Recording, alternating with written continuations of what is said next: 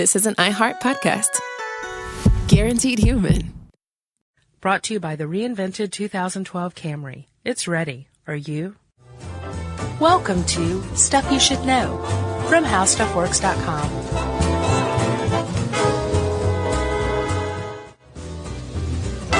Hey, and welcome to the podcast. I'm Josh Clark. With me, as always, is Charles W. Chuck Bryant, and that makes this Stuff You Should Know, right? Yes.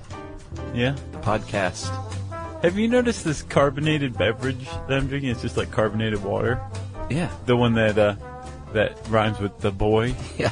I've noticed that I've gotten probably 90% burpier in podcasts since I started drinking this. Yeah, that stuff is, it's fizzy. Mm-hmm. I'm a fan. You can taste the CO2. Remember we talked about in the taste episode? Oh, I don't drink the plain one that much here at work. What do you drink? Well, I drink the green tea here at work, iced, but I drink the lime flavored at home. Mm. So you pay for that yourself? Yeah. Wow. Well, Fancy pants. Discovery Channel pays for it. What? Well, it's, who pays my bills. Oh, gotcha. Yeah, but that's in exchange for work. Yeah, they don't send me like a stipend for the boy lime soda. They just send you the lime soda. Are we done with that one? Yes. It seems like we should be. Yes. Chuck. Josh. I'm sure you've heard the word karma bandied about a lot lately. Oh, man. It's all over. You could probably find a pretty recent spike in use on the internets in association with a person's name. That would be Casey Anthony.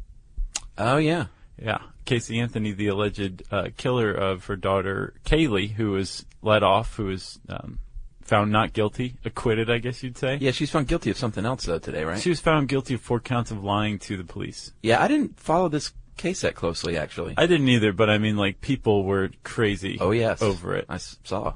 And I get the impression that most people don't think that that justice was done, necessarily. That's the impression I get. So people have gone to their go-to recourse when you have no other recourse, and they are giving it over to karma, to the law of the universe. Yes, karma will get you. That karma's going to come around and get Casey Anthony one day. Yeah, I say that same thing. So it's a very new agey approach to karma. Like, karma's going to get you for wronging me, right? Right. Or I did a good deed, so karma's going to smile on me. Right. And that you can't really approach karma from a true viewpoint, as far as the viewpoint of the people who created this concept are concerned, without the positive and the negative. And for the most part, karma is actually very negative.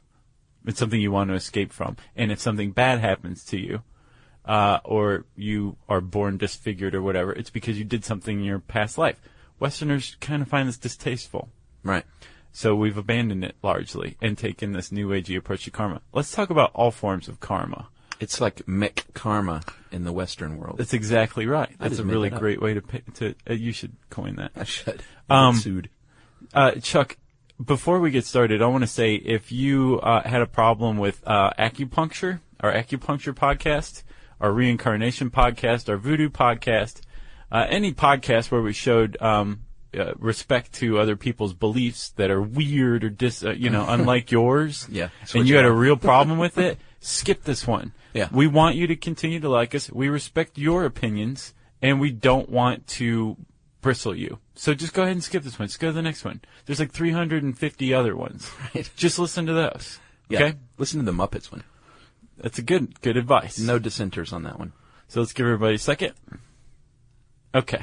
But we explain how stuff works. That's what we do. Yeah, and it's not up to us to assault millennia of beliefs that billions of people across the world hold. So that's not what we're here for. We're here to explain it, like you said. Right. So speaking from the Eastern point of view, we'll get to the Western view and how we got that later. How it got on My Name is Earl. Exactly. Yeah. That's what the basis of the show is, right? Oh, yeah. So, because he gets hit by a car after winning a lottery. No, he just won the lottery. And gets hit by a car. And it gives him pause. I don't remember the car part. Mm-hmm. I just knew he won the lottery, but he was a bad guy, and getting hit by the car made him think. I don't remember that. And I think there was like a song or something like karma. Like karma was on his mind, and he gets hit by a car, and like that was the sign from the universe. That must have been in the pilot episode. I don't know if I saw that. Yeah. So Eastern philosophy, and we're talking 4 main organized religions that believe in karma. That would be Jainism, Sikhism. Jainism, yeah. Jain? Yeah. Jainism? Yeah. Sikhism, Hinduism, and Buddhism, right? Yes. The word karma itself, we like to point out the roots sometimes of these words. It's Sanskrit. Karman, K-A-R-M-A-N, which means act, which kind of makes a lot of sense. Right. There's also a Pali word, and Pali is the original language used for Buddhist texts, I believe. Oh, yeah? It's kama, K-A-M-M-A, and it means action. So virtually the same thing. Yeah. Well, it all makes sense because karma is all about the acts that you commit, good or bad. Right. Coming back to bite you or elevate you. Mostly to bite you. Yeah. Yeah. So where should we start out here with I guess Hinduism? We should also say, like, the concept of karma is similar in a lot of ways, but among these four, there's a lot of really interesting differences. Yes. If you do remember our reincarnation podcast, you remember us talking about samsara, and that is the eternal cycle of birth and rebirth that Hindus believe that humans go through. Right. And you're tied to that cycle through karma. Yes. Until you shed all of your karma, as far as Hindus believe, you will never achieve moksha, which is basically salvation. You're freed from this cycle of rebirth. You don't have to waste any time on earth any longer. Right. But here's where I get confused. For some reason, this one confused me. Maybe because they're all so similar but slightly different. I thought in Hinduism, does the karma reset after each rebirth? No. It clings to the soul. Okay. Right? So with Hindus, the soul survives transmutation. Okay. With Buddhists, karma is, we'll talk about that later, but yes, with Hindus, your soul goes from body to body, and the karma's attached to the soul. Attached to it, yeah. Okay, so moksha that you said is the goal of salvation, and that's the ultimate goal, and this is one of those things in Eastern religion a lot of Westerners can't even comprehend. It can only be achieved after it is no longer desired. It doesn't, like, that blows my mind. I know. That's like sound of one hand clapping. Well, and that's why they, I think, ponder that for their lifetime, because it's hard to wrap your head around it. Right. And I wonder, though, like, the best way to not want that is to really enjoy your life on Earth. But then moksha is a bad thing, so I don't think it necessarily happens like that. I think you're just kind of like, whatever.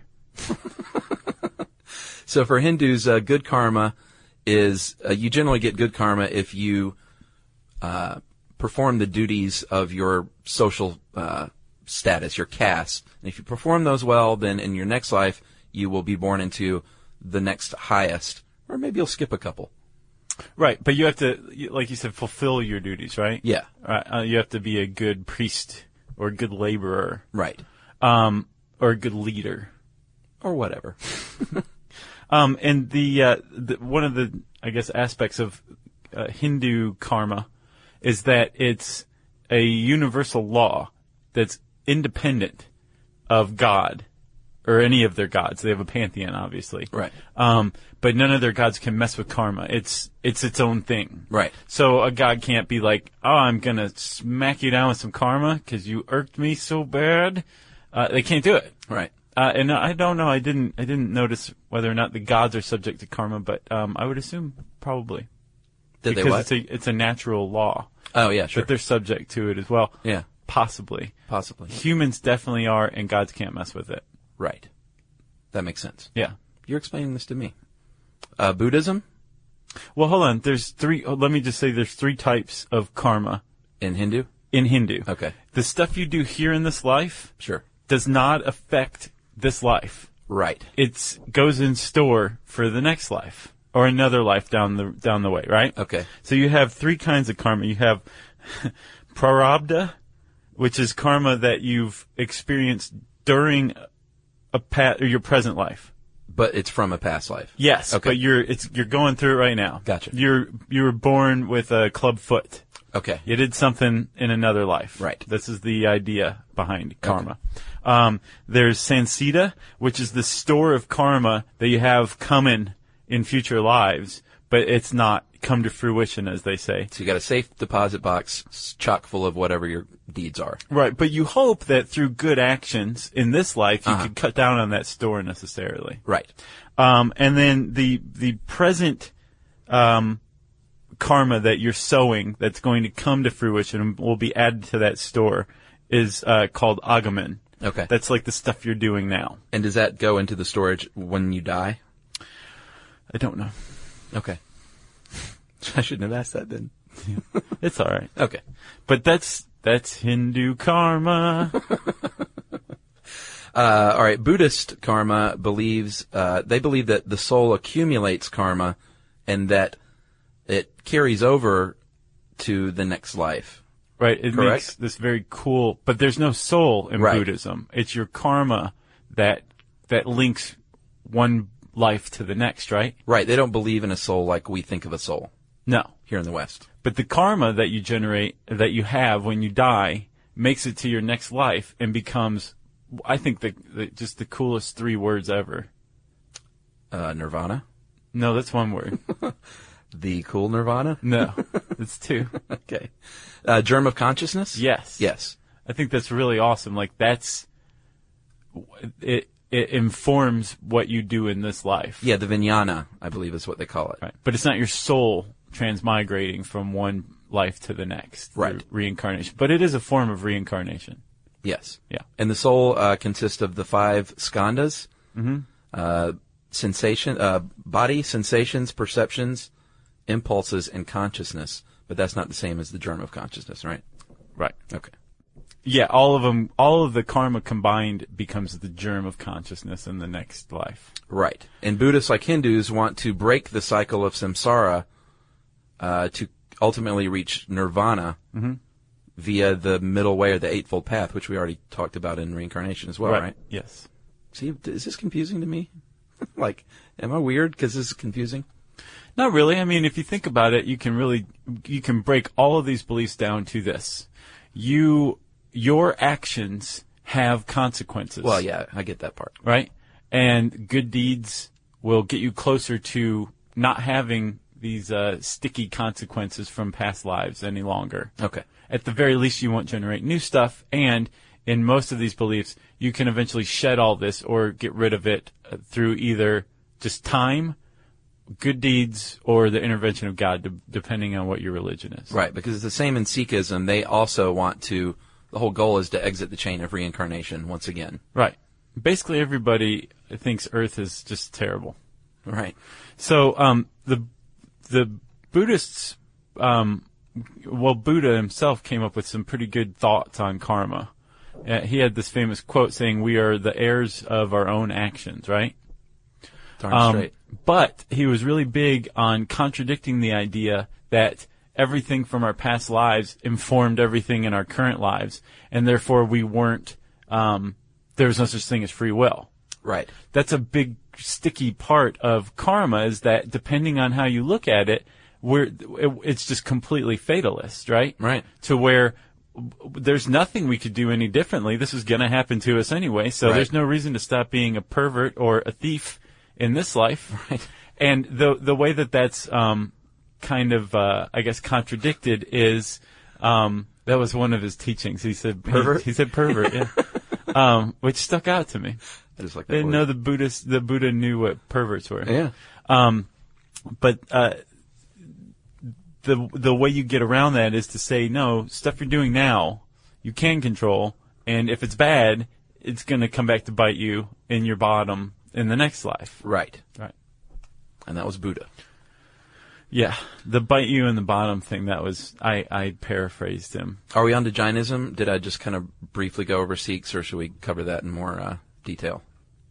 Well, hold on, let me tell you 2 more things about Buddhism that I found interesting. One is vipaka is the result of karma, so karma's action. Okay. Vipaka is the result Of your action. So it's like karma is to vipaka as seed is to fruit, is an analogy I've seen. Oh, very nice. Right? And then asana is a type of karma, good karma. Well, you would hope it'd be good. It's the karma, an act of karma that you commit on your deathbed, right? So maybe you will all of your money or your possessions to like a local orphanage or something. The Buddhists give great import to asana because it's so close to the beginning of the next life that it's more potent, I believe. And does that outweigh even the bad deeds that you've done? Like, no. Can you store, No, but it'd be like if you right? compared maybe a bad thing you did when you were 6 to a good thing you did on your deathbed. Right. The asana's gonna it'd be bigger in Okay. scale, I guess. Gotcha. That's the impression I have. Again, I'm not Buddhist or Hindu or Jain or Sikh. So this is all just What are outside you, research. Josh? I'm a strong member of the Church of Josh. Okay. Yeah. I am too. That's weird. Of Josh? Yeah. Wow. My first member. Oh, you've got more than one, my friend. So I mentioned Sikhism briefly. Do you have anything else on that? Yeah, I thought the Sikhs got kind of a short shrift in this article. Yeah, a little bit. There's plenty of stuff out there. There's actually a very venerable scholar, Dr. Gobind Singh Mansukhani. Okay. He's a learned Sikh scholar. So Dr. Mansukhani took on the same idea that your acts in a previous life are having an effect on your current life, and that fatalistic view of like, well, there's such a thing as free will then. Right. He took that on and said, no, there is such a thing as fate, and it is very strong. So fate will look at like a river, right? Okay. But man can still make waves in this river. Mm-hmm. Your actions are like a wave or like a whirlpool. So it's within this flowing river of fate, but you're still having a consequence through your actions. Like an so eddy. do good things. And eddy was one of the ones he used. Oh, really? Yeah. So do good things, do good acts, and you will gain favor with God. That's not unique to Sikhism. I think the Hindus believe that the Hindus believe God can't have anything to do with it, or that the gods can't. The Sikhs say, no, God can create or destroy karma. Okay. And so if you find favor with God through good acts or through prayer or whatever, there will be an effect of a loss of karmic debt. Boy, they did get the short shrift. They totally did. They got a sentence or Yeah, two. and their view of karma is that it's the accumulation of effects of past deeds on your character, and the character is tied to the soul, so therefore the character survives death. Wow. So you wake up in the next life with the same character that was assembled by your previous life. Right. All right. I like that one. That's a good one. Plus they have the cool turbans. Jainism is where we get a little Star Warsy with the whole thing. This sort of reminded me of the midi-chlorians, how they explain the Force. And which one? It was one of the newer ones. They explain the Force as midi-chlorians in the cells, and everyone was kind of like, really? Yeah. Like you had to explain that? Yeah. Anyway, Jainism actually believes that karma is an actual atomic substance with actual particles that attach itself to the jiva, or your soul. Mm-hmm. And as long as your soul is burdened by karma, once again, you are trapped in that cycle of birth, death, and rebirth. Right. But they believe it's a physical thing. Yeah, like a particulate matter that thing. It can't be sensed or measured, in their words. And I took that, the vibrations of your words, your thoughts, and your deeds. They collect it, right? They attract karma, these particulate matters. Uh-huh. And Jainists have classified, I think, something like 158 subtypes. So there's 8 types of karma, 2 main types, physical and psychic. Uh-huh. There's 8 types and 158 subtypes. And they do it to a remarkable degree. So if you look at the number 4 subtype with a body-shaped nom, mm-hmm. you're a hunchback if you have that kind of karma. Huh. Yeah. So they have it down to that granular level. Wow. But the one what it reminded me of is epigenetics. What do you mean? Well, they're saying karma, this particulate matter, mm-hmm. is attracted to the soul and it affects its function. Oh, yeah. But it doesn't change the nature of the soul. In just the same way that these proteins are attached to your genes and they affect its expression. Interesting. But they don't change the gene, they just change its function, how it functions. Wow, that's Isn't that weird? Yeah. And they've been talking about this for a while. Well, and Jainists believe that the bad deeds are more likely to stick. So in their life, like sort of like, Hindu and Buddhist, they live very meagerly, don't like seek out the material things, obviously live a sober life, and don't harm other living things. Yeah, I think they're the ones that have, there's a sect of Jains that have little brooms. Jains. They have little brooms, and they Really? dust off before they sit down because they don't want to accidentally kill anything. Wow. Yeah. Interesting. Yeah. I've been letting moths out like crazy. Have you? Oh, dude, we're under attack. Really? Yeah. You should turn out your lights. Yeah. I It do works eventually. like a charm. So now can we move on to karma in the West? This interesting perversion, not a perversion, just here in the West it's become a truth. Yeah, a half-truth, a karma. It's become just a buzzword, meaning, how to increase your luck, basically, by doing good things. Right, like tipping. Yeah. Like karma, a karma jar is a tip jar. Yeah. Yeah. That's kind of off a little bit. Well, have you ever wished bad karma on someone, for real? Like, thought that or said that? You mean like schadenfreude? No, I actually said like, oh man, you got some bad karma coming your way for that. Oh, yeah. Yeah. Yeah, I used to extensively, like really, that was my thing. It's just so easy. You just relinquish power. Like, well, I don't have to do anything because karma is going to come back, or the universe is going to come back and get you. Well, in a way, though, it's kind of good because it means that you're not obsessed with revenge. Exactly. So it is very good in that sense. Yeah, I had a lady in L.A. that sold us a treadmill, a used treadmill that her name was Joan, and that's all I'll give you. But we remember the first and last name. We still say it today. L.A.? Yeah. Was it Joan Crawford? No, it wasn't Joan Crawford. Collins? But Joan Rivers. she sold us this. She wasn't famous. Yeah. She sold us a treadmill that clearly did not work. When we got it home, like, I ran out of place. I was like, hey, this is cool. Turns out after like 6 or 8 minutes, the thing overheats and stops. And it was just like that. And we called her back and we were like, hey, we were just at your house 45 minutes ago and we bought this treadmill and it's not working. It overheats and stops. And, you knew this and like, we'd like our $200 back or whatever. We'd like to bring it back. And she said, I'm not a store. That's what she said. Wow. And we were like, really? We're like, you had to have known this thing didn't work. Like, we just, you can sell it to someone else or whatever. We just want to make this right real quick. We'll be back over there in 30 minutes. And she was like, no.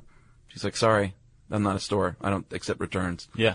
And I wanted to take the treadmill and get some friends and go throw it. She had this big bay window. Throw it through her window in the middle of the night. And Emily said I couldn't do that. And she just said, that was probably good. Karma will get her one day. It's a way to go. At the very least, you conserve a lot of energy that you can use elsewhere on more productive things than hating Throwing somebody. something through a window, Right. the treadmill. Yeah. Yeah. And plus, I mean, like, accelerating or hastening karma by, like, burning someone's house down will get you in trouble. Well, Some people think that generates bad karma for you. Weirdos. Yeah. So in the West, it's obviously become, well, you call it New Age. It is very New Age. And Yeah. what's interesting is we can trace it back to pretty much one person who introduced the concept of karma to the West. Helena Blavatsky. Yeah, Madame Blavatsky. Madame Blavatsky? Yeah, she was Russian? she was a Russian. She was very well traveled. She was very well read. She was also something of a huckster during the era in the northeastern United States where you could basically say, "Hey, I'm a medium. Look at this cheesecloth that I'm pulling out of my throat. It's spirit." Did she do that? She made a teacup and tea sauce for a peer early on and just performed a few tricks. And Right. there were like all sorts of spirits or adepts that she worked with that were basically gave all these grand pronouncements and lessons that like she issued to her cult of followers. Right. But she was very charismatic too. She was incredibly intelligent and very charming, but she was also something of a fraud. But this lady basically came up with this idea that she was coming down with this divine wisdom that was handed down to her, theosophy, right? Yeah, she founded the Theosophical Society, and I thought it was interesting as she was a huckster. She co-founded it with Henry Steele Olcott, who was an attorney and a journalist. Yeah. So if you're going to hook up with something in a huckstery way, Yeah. you're really COA if you have an attorney on one side, and then you can get press by the fact that he's a journalist. So I don't know if this woman if she bought her own hype. From what I understand, I just read an entry on her in the Skeptics Dictionary. But from what I understand, she seemed fairly committed. She was finally run out of like the organization, the Theosophists. Oh, she was? Yeah, like in 1885 or 6. Don't they still exist today? Yeah. Because they accused her of trickery or something like that. But by the time this happened, they were in India. So like she seemed very committed to the idea of, this Hindu teachings.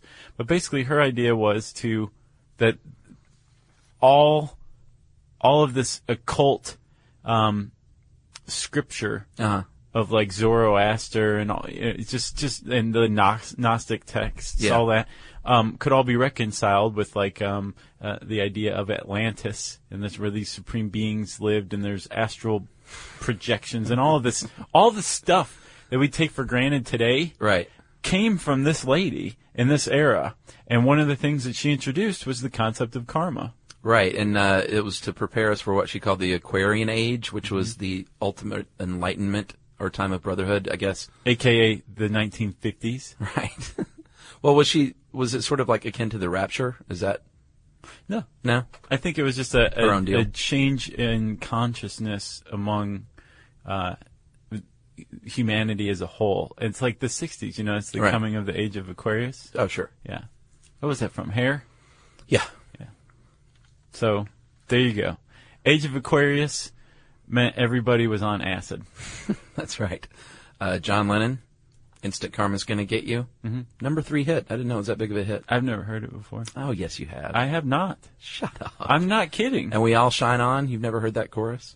Oh, I didn't know that was the name of the song. Well, yeah. Instant Karma's Gonna Get You, and then the chorus was, and we all shine on. I had no idea that was the song. It's also a Nike commercial. Yeah, that's where I've heard it. Yeah. And, of course, My Name is Earl, which we've already covered. Eventually, it became fodder for television mustachioed guys, who was also a Scientologist. Who, Jason Lee is? Yep. Man, have you seen that Memphis Beat show? No. He's on that? He stars in it, and apparently when he has a rough day working the homicide beat, he goes out at night and, like, plays the blues. I saw him at a Granddaddy show in L.A. Yeah. And thought, oh, man, I love Jason Lee. Did they play that one song? Did they have a hit? Granddaddy? Yeah. Yeah. I was in 28 Days Later when they're in the grocery store. Oh, yeah. They played that. Love that song. Yeah, it's a good one. Never heard any other Granddaddy songs, but that's a good song. They're great. They can't top that one. No, actually, I think they have. Well, I'll have to go listen. Yeah. What else you got, Chuck? I got nothing, man. This one just befuddled me for some reason. I apologize. You did great. Thank you. So I guess the lesson here is anytime you're thinking about karma and tipping somebody an extra $1 is a good idea. But don't forget the other aspect of karma where if there's something bad has happened to you, or somebody was born disfigured or dismembered somewhere in life, or just was killed or abused, people believe that that's karma too. So, do you believe in karma? In the very loosest sense of, like, if you do good things, like, good things will return your way? I don't even know, to be honest. I think you should do good things just because that's the right thing to do. But you know what? I do, but I don't believe it's any kind of natural law or cosmic force. Yeah. I believe it's more like doing good deeds brings out a level of consciousness where you're attuned to goodness. So you notice it in other people and life more. So you open up that door of very much so, yes. Whereas, like, if you judge other people, you become consumed with the idea of being judged, and you dwell down there. Whereas, I think I agree with you there. Yeah, that's what I think it is. I think I agree with you completely. Church of Josh. Exactly. Well, if you want to read more about how karma works, type in karma with a K. Don't be dumb, with a K. In the handy search bar at howstuffworks.com, and that will bring up that article. Written by Sarah Dowdy of Stuff You Missed in History Class. That is right. And Chuck, I said search bar in there somewhere, so listener mail. Listener mail. We asked for calls from people in the First Murderer podcast who might be related to John Billington. And lo and behold, we have one. Yeah, and also, can we mention what Dorcas means? Yeah, what does it mean? It means gazelle in Greek, I believe. And we heard from quite a few people who have family members named Dorcas. Yeah. Grandmothers, usually. Dorcas. Dorcas Menorcas. Yeah. All right, this is from Ren in Elburn, Illinois. Hey, Josh and Chuck and Jerry, you said you wanted to hear from people who are related to John Billington. Well, here I am. My aunt researched our family history a few years ago, put it all together in a book, and gave it to the family members for Christmas. It's a great gift. When I first got it, the Billington story was for sure the most intriguing. The girls from Stuff You Missed in History class did a podcast about it a couple of years ago as well, and I loved that edition and played it for my dad, who thought it was cool. I have played it for almost everyone I know, saying at the end of the episode, and that's my family in a nutshell. I'm one of those people who is super excited to say I'm related to the first murderer in the New World, and also love to tell the story about his son almost blowing up the Mayflower. Mm-hmm. I told my sister when she was pregnant that if she was having a girl, she should name the baby Dorcas. Dorcas. She didn't find it amusing and had a son anyway. And named it Dorcas. Just Dork. I think this is the male version. Dorco. D-O-R-C.